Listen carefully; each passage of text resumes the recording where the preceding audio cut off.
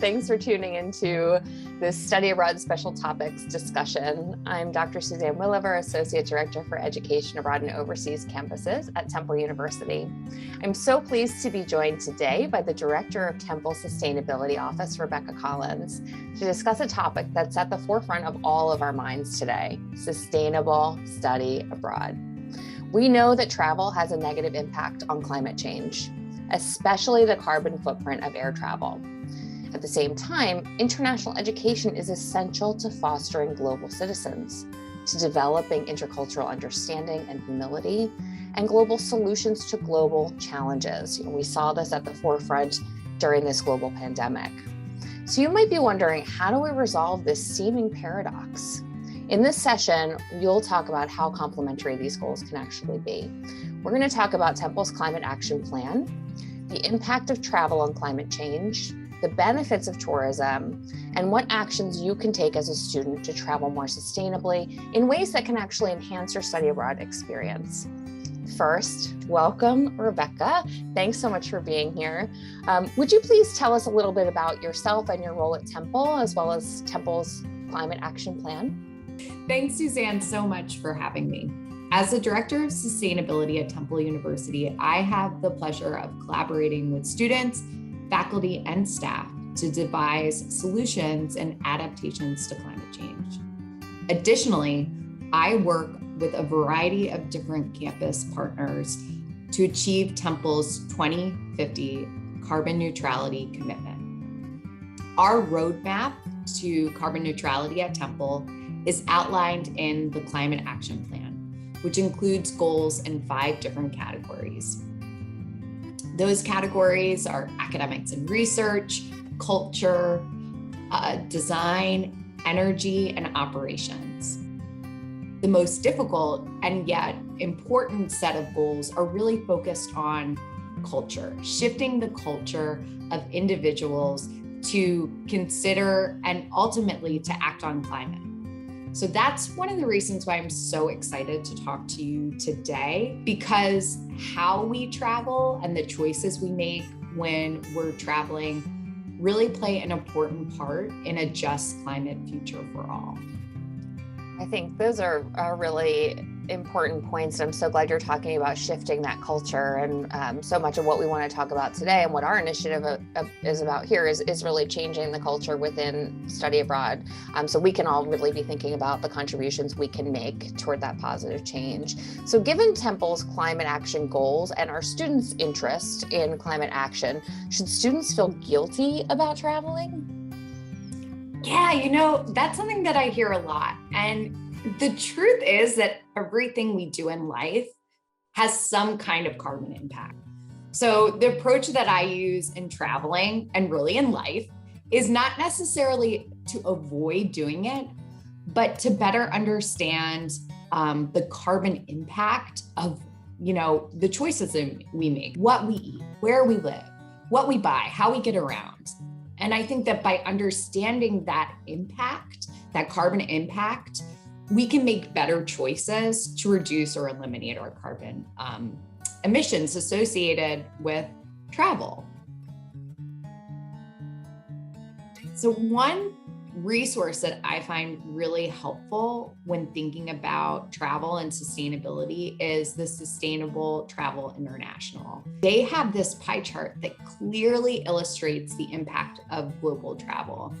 And what is evident is that transport actually makes up 49% of global travel emissions. The good news is that you can actually reduce your impact when you're traveling, not only to your destination, but once you get there. And the way to do that is you really have to understand the carbon impact of the different modes of transport. Flying is 100% the most energy or carbon intensive way to travel to get around.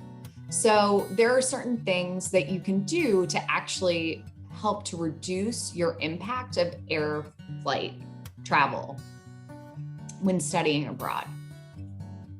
So the first tip of something that you could do is you should think about taking a direct flight. right? So from a carbon perspective and a time perspective, direct flights are just better. What's interesting about air travel is that takeoffs actually are the most carbon intensive per mile. So the less you take off, the more carbon and fuel you're saving.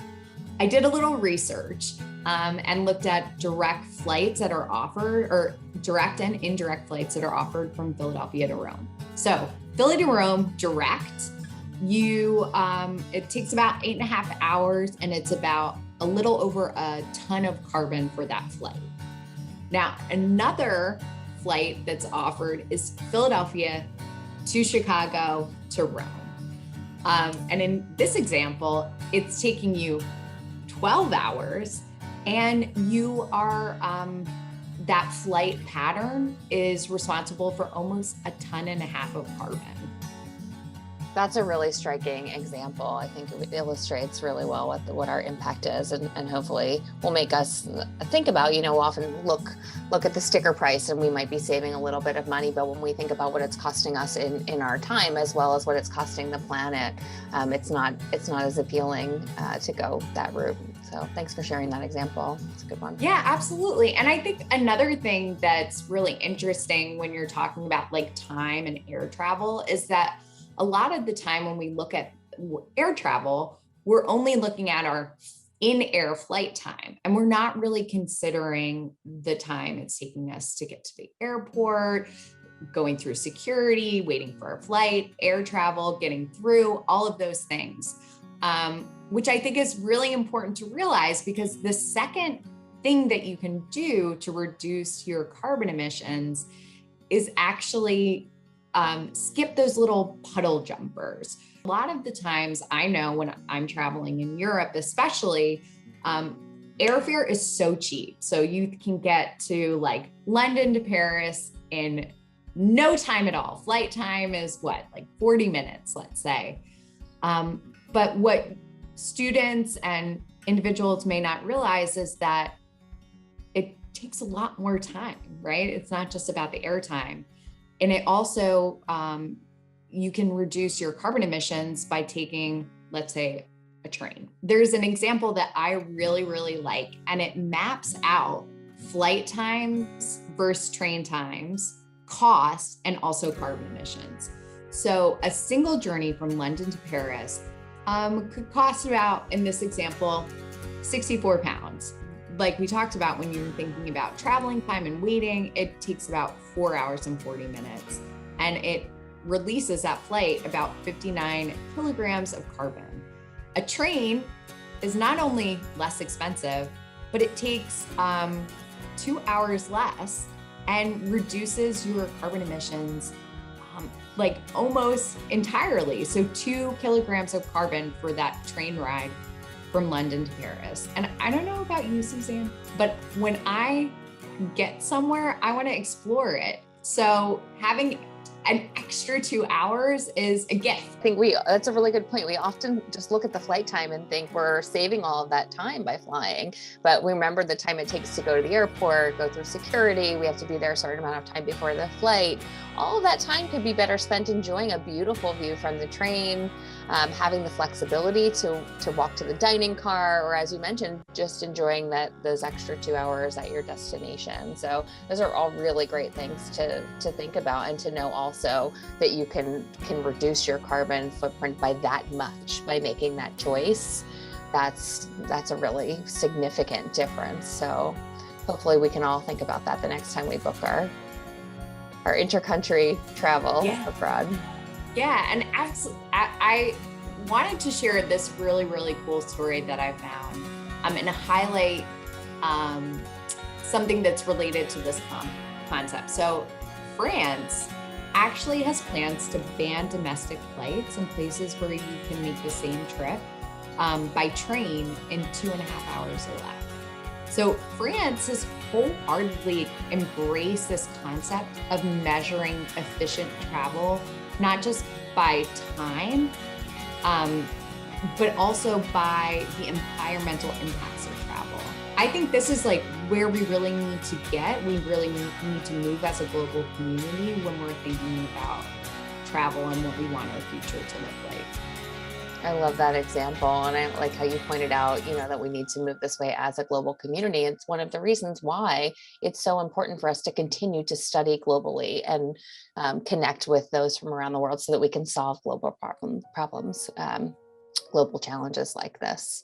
As we discussed, no matter how sustainable your travel habits are, there's certain carbon emissions that are just unavoidable. And so that's really where this concept of carbon offsetting comes in. So what is carbon offsetting? What it refers to is an action or a monetary contribution that compensates for the emissions your flight or your lodging or your food contribute into the atmosphere.